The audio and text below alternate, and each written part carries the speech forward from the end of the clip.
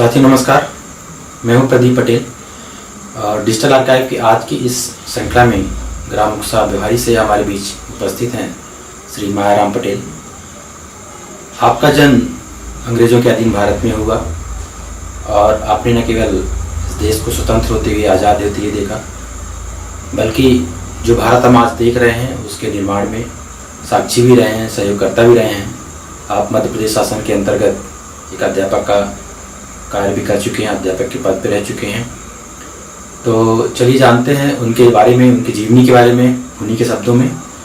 तो मास्टर साहब बताइए अपने जीवन के बारे में, अपने नाम से शुरुआत करिए और कैसे आपकी शिक्षा दीक्षा हुई उन परिस्थितियों में जब यहाँ आसपास किन्हीं एक गांव में एक आध स्कूल हुआ करते थे। और चलिए शुरुआत करते हैं इस इंटरव्यू की। मेरा नाम मायाराम पटेल है। मेरे पिताजी का नाम श्री छोटकुलू पटेल, जो इस गांव के मुखिया थे, मुकद्दम के नाम से पुकारे जाते थे। जी, थोड़ा सा आवाज़ तेज। मैं बचपन में जब छोटा था तो अपने घर पर रह करके और छोटे छोटे जो बछड़े थे उनके लिए घास काटता रहता था, माता पिता की सेवा करता था, पैर दबाता था। सामने देखिए, हाँ इसमें कैमरा में, हाँ पैर दबाता था। खाना खाने जाते थे तो उनका पैर धोता था और मुझे कूट कहानी और अपने मतलब हम लोग कहाँ से आए हैं ये सारी बातों का चर्चा किया करते थे। और इसके पश्चात सन 54 में रसपुर स्कूल से गुरुजी उदय भान सिंह ठाकुर साहब आए और बोले, मुकद्दम जी लड़कों को स्कूल भेजिए, अगर नहीं भेजते हैं तो गवर्नमेंट जुर्माना करेगी। कहीं नहीं दाऊ साहब, हम कल से भेजेंगे और कोशिश भी ये भी करेंगे कि गांव के लड़के भी पढ़ने जाएं। उस समय हम लोग देसी परदनी पहनते थे और वो परदनी पहनते थे जो हमारे यहाँ के पनिका लोग बुनते थे, खादी के उस परदनी को पहन करके और 7-8 लड़के रसपुर जाया करते थे। मास्टर थोड़ा सा रोकना चाहूँगा, ये थोड़ा बताइए कैसे खादी का काम यहाँ होता था? यहाँ हमारी माँ चरखा काटती थी। चरखा, गांधी जी वाला चरखा? गांधी जी चरखा चलाते थे। हाँ वही, हाँ। वही चरखा राठा, और आज भी अभी अटारी में पड़ा होगा, हाँ। घर पर पड़ा होगा, टूट फूट वो सब पड़ा हुआ है। तो हमारी माँ और हमारे परिवार के सारे गांव के लोग चरखा काटते थे। खूब कपास की खेती होती थी, सब लोग कोलिया में बोते थे कपास, और उससे अपना परदनी, धोती और पिछौरी ये सब पनका लोग बुन करके यहाँ से काट करके देते थे। बुनकर के ताना मकठा था बना करके देते थे, और सब स्वयं का बनाया हुआ मतलब बुना हुआ वो पनका लोग, प्रधान लोग जिन्हें दाहिया कहते हैं, वो लोग बना करके देते थे। वो भी आज सयाने लोग तो नहीं रह गए, लड़के लोग हैं, और आज भी उनके घर में ताना मकठा है जिससे कपड़ा बनाया करते थे। रसपुर में गए पढ़ने, साल भर वहाँ पढ़ते रहे। फिर इसके बाद भमरहा में स्कूल खुला, दूसरे साल 55 में यहाँ आ गए। भमरहा प्राथमिक विद्यालय में हाजिर हुए। उक्सा के सभी लड़के वहाँ से टीसी ले करके उपस्थित हुए। 1955 में ग्राम मुक्सा में स्कूल नहीं था, ये तो सन अभी बना है, 64-64 बहुत बाद में बना है, नहीं था यहाँ स्कूल। कितने गांव के बीच में एक स्कूल था ये भमरहा का? भमरहा का वैसे कई गांव के बीच में भमरहा का स्कूल बना। पहले तो स्कूल सन 1921 में महाराजा गुलाब सिंह के जमाने में अखेतपुर में खुला। इसके पश्चात 1936 में खड्डा प्राथमिक शाला खुला और धीरे धीरे ऐसे स्कूलों का जब देश आज़ाद हुआ तो खुलता गया गांव में। लेकिन जब 55 में हम पढ़ते थे, 54-55 में, तो रसपुर में एक बोर्डिंग थी, धर्मशाला, उसमें स्कूल लगता था। स्कूल नहीं था लेकिन उसी में संचालित होता था स्कूल। अच्छा। और 2 मास्टर थे, उदय भान सिंह जी थे और एक अनसुईया प्रसाद जी थे। उदय भान सिंह बलवाहरा के थे और अनसुईया प्रसाद जी बरौंधा के अभी भी जीवित हैं व्यवहारी में। कितनी उम्र हो गई होगी उनकी? उम्र हमें लगता है 90-100 के लगभग होगी। अब बहुत वयोवृद्ध हैं, अब अंतिम कगार पर हैं। अनसुईया प्रसाद जी मिलते हैं, बड़े प्रेम से मिलते हैं और हम जाते हैं, उनसे भेंट करते हैं, उनका दर्शन करते हैं, क्योंकि हमारे आदि गुरु हैं। इसके पश्चात भमराहा आ गए। अब भमराहा में श्री रामेश्वर प्रसाद जी शिक्षक थे और एक व्यवहारी के गुप्ता जी थे, कामता प्रसाद जी।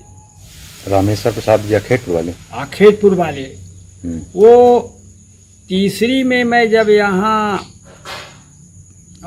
पास किया प्रथम श्रेणी में और अखेतपुर में परीक्षा दिया। लोहरान घर है ना पीपट, वहाँ स्कूल था। ये स्कूल नहीं, ये बाद में बना है। खैर खो कौशल प्रसाद जी के ज़माने में बना है, जो तलबट पीपट थे स्कूल है, वो जूनियर स्कूल है। ये नहीं था, यहाँ कुछ नहीं था, यहाँ श्मशान था और वैसे मैदान पड़ा था। अग्नि लोगों का अग्नि संस्कार हुआ करता था। फिर उसमें परीक्षा दिए, प्रथम श्रेणी में आए कक्षा 3 में। तो 3 के बाद जब चौथी में आए तो चौथी में नाम न लिख करके मुझे डायरेक्ट प्रमोशन कर दिया गया 5वीं में। रामेश्वर प्रसाद जी कहते थे कि हम भी जब पढ़ते थे तो पढ़ने में ठीक थे, तो हमको दूसरी से चौथी में डायरेक्ट किया गया था। वो मार साहब कर दिए, तीसरी से चौथी ना पढ़ा करके 5वीं में नाम लिख दिए। एडीआई साहब चेक करने आए, कैसे कैसे कैश हुआ और कहीं ऐसा क्यों किया, और उनको बुलाए, कहीं इसका स्पष्टीकरण दो एडीआई ऑफिस कार्यालय में आकर के। और एडीआई साहब बोले कि इस लड़के को, मेरे सामने बोले कि इस लड़के को कक्षा 5 से नाम काट करके कक्षा 4 में लिखिए और इसका स्पष्टीकरण दीजिए, क्यों किया आपने, किसके आदेश, किस आधार पर किया। दूसरे दिन बुलाए, वहाँ तरह तरह की चर्चा हुई होगी। फिर उन्होंने स्वीकृति दे दिया, कहा पढ़ने में लड़का ठीक था, उसके भविष्य को देखते हुए हमने 5वीं में कर दिया। 5वीं में जो लड़के हैं उनसे किसी प्रकार से कमजोर नहीं है, परीक्षा ले लिया जाए, पढ़ने में ठीक है, इसलिए कर दिए। और एडीआई साहब भी स्वीकृत कर दिए। 5वीं में फर्स्ट डिवीजन पास हुए, वहाँ से डायरेक्ट व्यवहारी पढ़ने चले गए। तो प्राथमिक शाला के बाद मिडिल स्कूल से बिहारी में था? बिहारी में हाई स्कूल था, तो माने 6वीं पढ़ने, 5वीं के बाद 6वीं पढ़ने चले गए वहाँ। अच्छा। हमारे गांव के एक पाठक वो जगदीश प्रसाद रहते थे, वो भी वहीं रहते थे, पढ़ते थे। तो कहीं चलिए व्यवहारी चला जाए तो ठीक रहेगा, तो खड्डा न जा करके और व्यवहारी चला गया। व्यवहारी में सन 64 में हायर सेकेंडरी पास किया, सेकेंड डिवीजन 2 श्रेणी में। इसके पश्चात कई लड़के शहडोल गए पढ़ने फर्स्ट ईयर। तो फर्स्ट ईयर में गए तो सिर्फ 3 ही लड़के पास हुए, रामदास पटेल नंगनौड़ी वाले, लक्ष्मण प्रसाद पटेल रसपुर, मायाराम पटेल उकसा, ये क्रॉस कर गए। रामानुज हायर सेकेंडरी नहीं, अच्छा। बीए फर्स्ट ईयर में, बीए फर्स्ट ईयर क्रॉस किया। शहडोल पढ़ने सन 64 में गए। कौन सा कॉलेज था वहाँ? वो डिग्री कॉलेज था, शंभुनाथ शुक्ल डिग्री कॉलेज। शंभुनाथ शुक्ल गवर्नमेंट का वो था, शंभुनाथ शुक्ल जो कुछ हो, डिग्री कॉलेज था, मतलब डिग्री कॉलेज था। तो बीए एमए की पढ़ाई सब होती थी साइंस साइड से।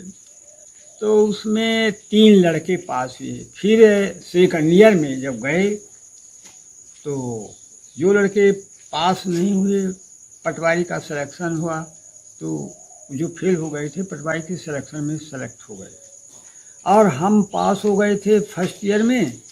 तो बाबू बोला परीक्षा में पास नहीं हो, कहीं 30 रुपये दो, 30 रुपये दो तो तुम्हारा नाम भी पटवारी में हम कर देंगे। जो लड़के नहीं जा रहे हैं और कुछ लड़के फर्स्ट डिवीज़न थे वो भी पटवारी की परीक्षा में बैठे मान देखने के लिए क्या होता है, पास हो गए, कहीं हम नहीं जाएंगे, पटवारीगिरी नहीं करेंगे। तो हमने कहा जो नहीं जा रहे हैं तो उनकी जगह पर हमको कर दो। तो कहीं 30 रुपये दो, बाबू मांग रहा था 30 रुपये दो। तो हमने कहा पैसा दे करके पटवारी बनेंगे, नहीं, पटवारी नहीं हुए और पढ़ते रहे। बाद में वन विभाग का इंटरव्यू हुआ फर्स्ट का, तो शौक के मारे खड़े हुए और सड़सठ का अकाल था, खड़े हुए सेलेक्ट हो गए। तो सोचा कि नहीं चलो वन विभाग में कर ले, हम पटवारी विभाग में पैसा लिए वन विभाग में चले गए। 1.5 वर्ष तक टेढ़ी टोपी लगाए, बुढ़ा रही झिरिया भुमला सहा ये हल्का था, वहाँ पर टेढ़ी टोपी लगाए फारिश गार्ड। अभी भी बन है वहाँ? अभी भी बन है, अब बहुत कम रह गया है, पे अभी भी बन है। और गुणों की बस्ती है और गुण लोग बड़े सीधे साधे होते हैं लेकिन बात के बड़े पक्के होते हैं।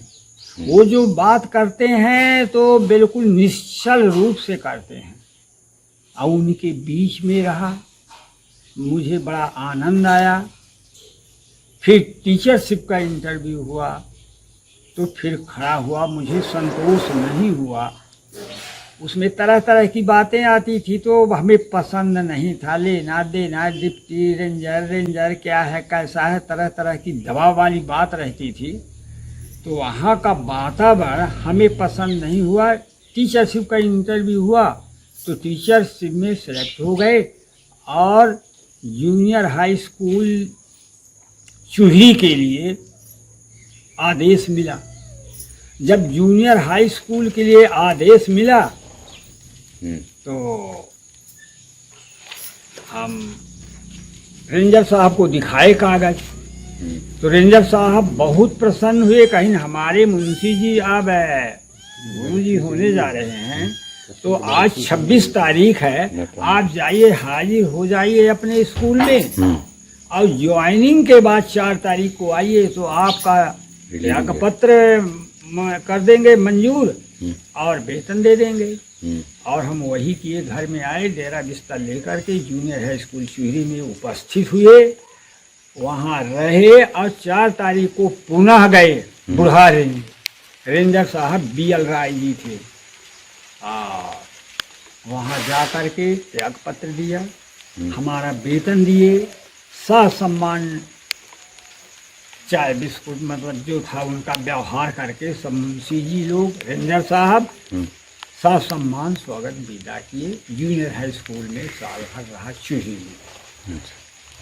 फिर इच्छा हुई कि इधर अपने क्षेत्र तरफ चला जाऊं, तो शहडोल में बाबूजी से मिला और जब बाबूजी से मिला और ट्रांसफ़र के बारे में चर्चा किया तो उन्होंने कहा ठीक है कोशिश करूँगा, होगा। और फिर यहाँ व्यवहारिक के लिए नहीं हो पाया, बनसुकली में कर दिए।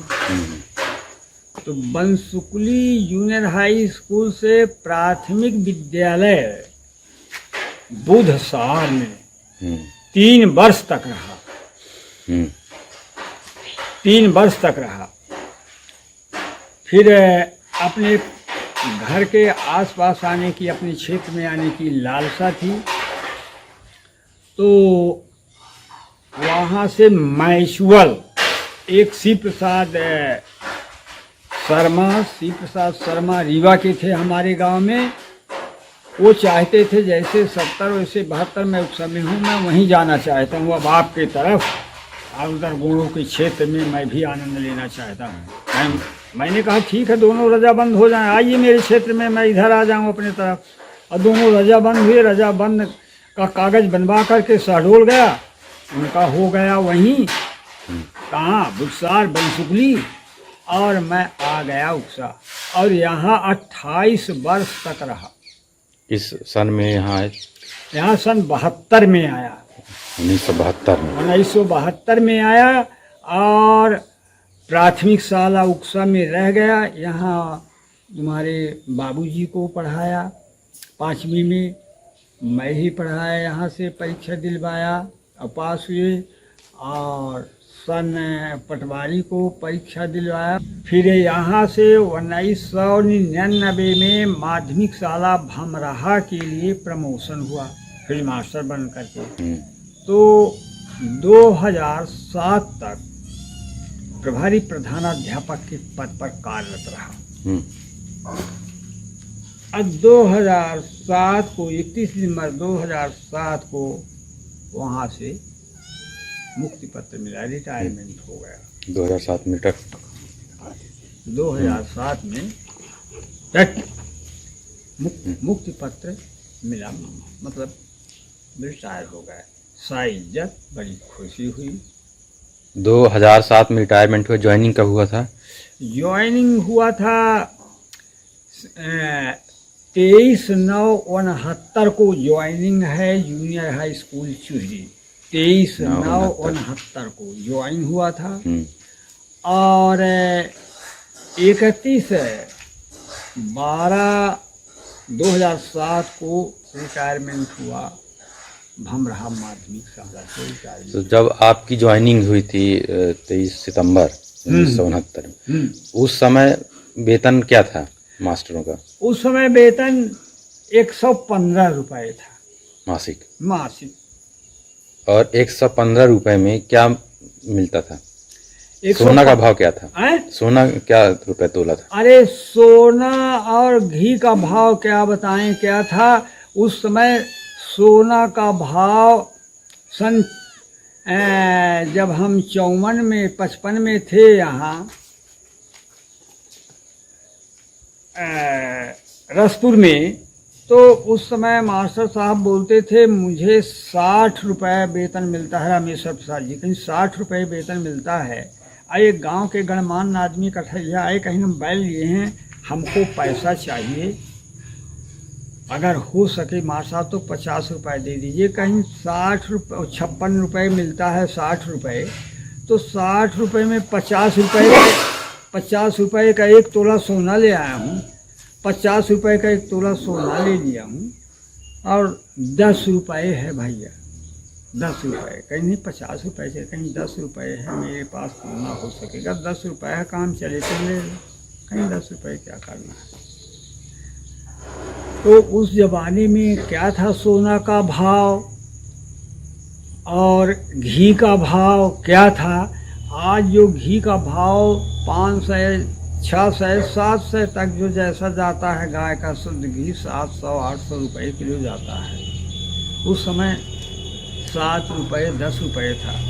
जब हम छोटे थे, एक मुसलमान था, बिजहा का, छोटी सी किंवदंती बताऊं तो एक खोटहा रुपया था, चांदी का खोटहा था, तो 1 रुपया किलो घी मिलता था। उस समय क्या मिलता था?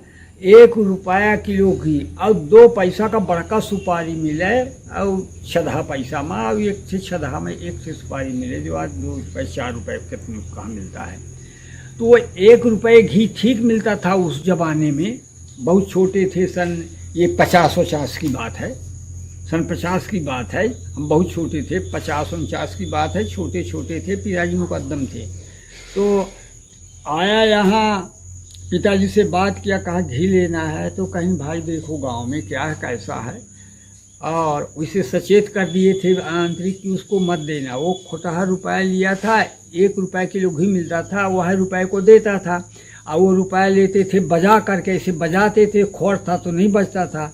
तो कहीं भाई इस रुपये को नहीं लेंगे, आपका पैसा खोट है, असली चांदी नहीं है। तो ले जाता था घी, और पैसा का बदल करके दूसरा दूंगा। फिर वो दोबारा नहीं आता था, दूसरे गांव में जाता था, तो फिर 1 किलो घी लो, कह लो पैसा, और वो भी बजाते थे, कहा ये तो खोट है भैया, इसकी आवाज नहीं आती है। और जो चांदी का होता था छन्न बीते, ये में मारे यह ऐसे हाथ में लेके ऐसे मारे छन्न बीते हुए भूमा छन्न छन चला आऊगा ससु खोट हाय आए लोग तो जो इसे जाए वो आ जाए, बजा करके लेते थे।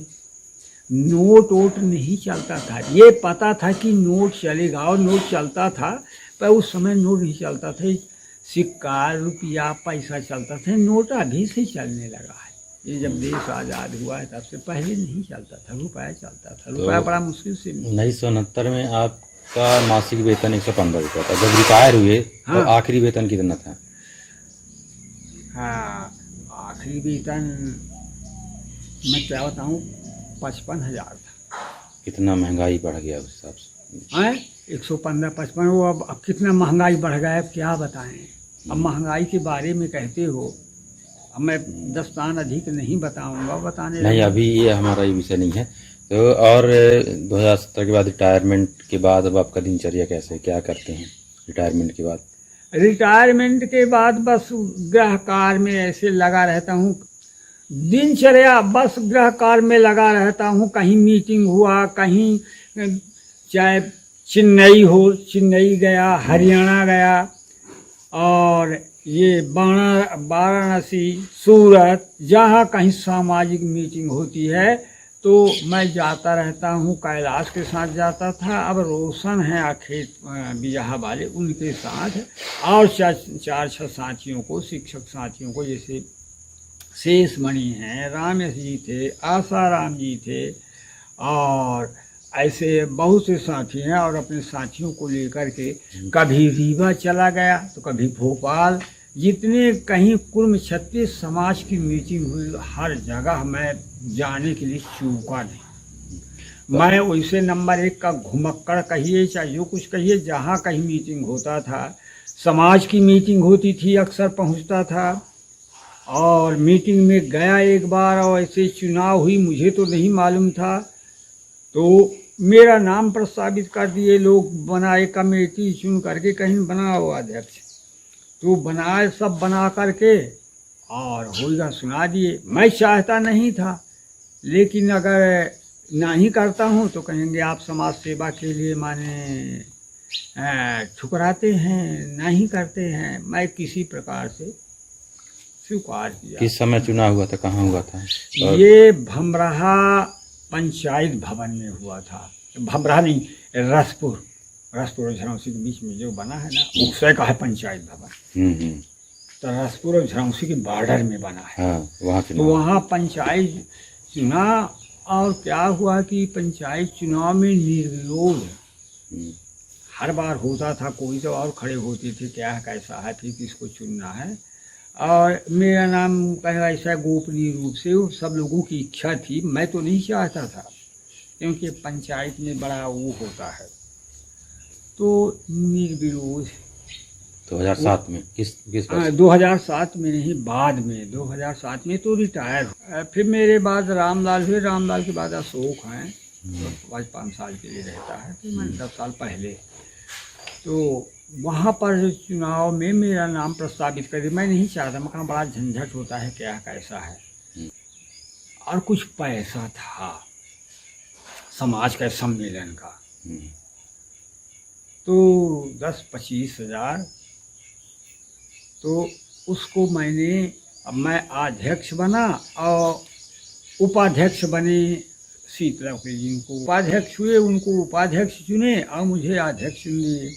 मैंने कहा ठीक है। अब दोनों ने चर्चा किया कि छात्रावास शहडोल में तो बना, छात्रावास बनना चाहिए। कहीं हाँ बिल्कुल बनना चाहिए। तो हमने कहा भाई ऐसा है कि आप तो व्यवहारिक माने जाने आदमी हैं और उपाध्यक्ष भी हैं, तो कहीं ज़मीन लाइए। तो कहीं कहाँ लाऊं, मेरा तालाब है, बनवा लीजिए। तो मैं कहा चलिए, कहीं चलिए, मैं देता हूँ 50 डिसमिल ज़मीन तालाब में, बनवा लीजिए। तो उस तालाब में दिए, और पैसा था, कोषाध्यक्ष संत कुमार थे, सबसे राय लिया, कहीं ठीक है। तो 50 डिसमिल ज़मीन दिए, सब कोई लिखा पढ़ी किए, बद्री मुकद्दम के नाम पर छात्रावास बनने के लिए सब पूर्ण कागजात बनवाए सब। और उसमें आज भी 17 ठे पिलर खड़े हैं, मनई बराबर एक पोरसा के 17 ठे, एक टैंक बना हुआ है, सब कुछ बना। फिर समाज के लोगों ने कहा एक शर्त पर अब बनेगा आज, और नहीं एक ईंट नहीं रखा जाएगा, कहीं समाज के नाम होना चाहिए। अगर समाज के नाम नहीं बनता है तो कल के इतना बड़ा परिवार है, हर प्रकार के आदमी उसमें डेरा रख ले, पूरा समाज का पैसा लगे, तो 3,11,000 खर्च किए, सब हिसाब हुआ। फिर कहीं ना एक ही शर्त पर अब वहाँ पर ईंट रखा जाएगा और बनेगा, और बनना चाहिए, हम सहयोगी हैं, लेकिन वो उनका अधिकार खत्म करके उस परिवार का, उस तालाब का परिवार का अधिकार खत्म करके समाज का, माने ट्रस्ट के नाम पर बने। रजिस्ट्री कराना पड़ेगा। हाँ, तो रजिस्ट्री कराना पड़ेगा और तब बनेगा, और हम सब कोई सहमत हैं। और नहीं मास्टर साहब, अध्यक्ष महोदय, एक ईंटा नहीं रखा जाएगा, नहीं बनेगा, अरंगा हम लगाते हैं। तो जब ऐसी बात आई तो हमने कहा चलो रजिस्ट्री कराओ, कहीं चलो करा लो। जब गए वहाँ तहसील में अर्जी दिए, तो कुछ कारण से फिर बताऊंगा, राजेंद्र बता रहा था कि कलेक्टर शहडोल और कमिश्नर ये आदेश दे दिए कि पुरानी धरोहर तालाब जहाँ कहीं है कोई स्थानांतरण नहीं किया जा सकता। कोई तालाब पट्टे की हो या सरकारी हो, इस स्थान पर बिक्री नहीं किया जा सकता है, न उसको बिगाड़ा जा सकता है पूरे जिले के लिए। अब पहले तालाब को, इसके पहले तालाब तो कितने बिक गए, कोई बांध बनवा लिया, कोई घर बनवा लिया, लेकिन रोक लगा दिया है कलेक्टर। तहसीलदार बोले नहीं बनेगा, रजिस्ट्री नहीं होगा, उसी के नाम पर रहेगा, या जो भी बनवाना है बनवाओ, ना बनवाओ, लेकिन न ट्रस्ट के नाम बनेगा, न कोई जिसके नाम पर है जो का त्यों ही रहेगा, बदला नहीं जाएगा, रजिस्ट्री नहीं होगा, ट्रस्ट के नाम पर नहीं होगा। कहीं ट्रस्ट के नाम पर नहीं होगा तो वहाँ बनवाना पाप है। हो गया, बंद हो गया, बंद है। 3,11,000 खर्च के बाद बंद हो गया। सब कुछ कलेक्टर के यहाँ दिए, वहाँ शहडोल से सब कुछ किए, वहाँ भी कहीं नो अलाउ नहीं बना। इतने में एक माने जाने थे वो राकेश वकील, और ऐसे कहा गया कि भैया मैं तो बड़ा धक्का खाए, जमीन दे करके कहे तो पैसा खर्च किया गया और अब नहीं बन रहा है, और भाई नहीं बन रहा है तो तैयार हैं, लेकिन रजिस्ट्री और समाज के नाम पर नहीं हो रही हो, कहीं समाज के नाम पर नहीं होगा तो नहीं बनेगा। तो हम कहें कोई देता है दाता, कहीं हाँ कोई लेने वाला हो तो मिलेगा, तो हम कहें बिल्कुल समाज लेगा, तो कहीं मिलेगा तो कहीं दे दीजिए। तो वो ज़मीन खरीद करके पटेल नगरी बनवाया है, अब कहा मैं देता हूँ 30 डिसमिल जमीन दान में।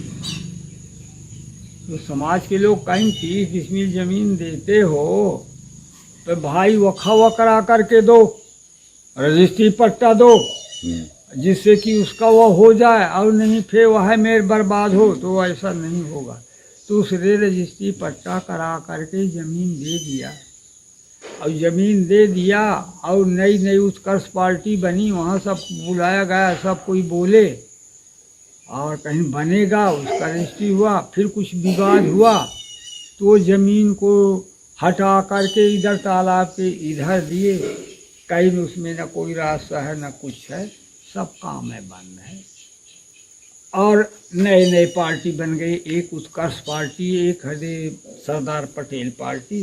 अब पुरानी पार्टी वह नाम मात्र के लिए चल रही है, कांग्रेस का नाम मात्र के लिए, और सब नए छोकरे हो गए। अब क्या करते हैं, बनवाते हैं नहीं बनवाते हैं, कहाँ दिया है, क्या करते हैं।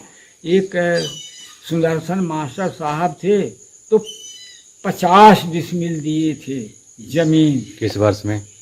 ये करीब कई साल पहले दिए, जब वो टीचर थे। आज तो उनको 6-7 साल मरे हो गया, दिए थे। 6 साल बाद पर साल फिर बैठक किए, और कहीं भाई पिताजी कह गए थे तो 30 डिसमिल तो 40 डिसमिल सड़क के पास दे दिए हैं। सड़क से लगा तो नहीं है, सड़क से कुछ दूर है।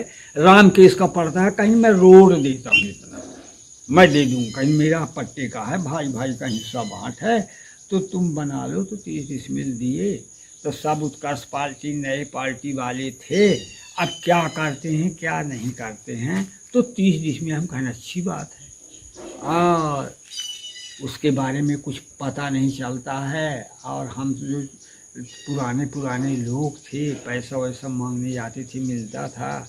अब नए लोग उत्कर्ष पार्टी बनी है, एक से सरदार पटेल पार्टी क्या करती है, और हम लोग अब ऐसा ठंडा पड़ गए हैं। कुछ नवयुवक पार्टी आ गई है, तो हम लोग अब सुस्ता गए हैं। कोई विवाद हो क्या हो, चाहे नवयुवक पार्टी बनाए, चाहे सरदार पटेल पार्टी बनाए, चाहे कुछ सुनते हैं, जो बुलाएंगे शामिल हो जाएंगे।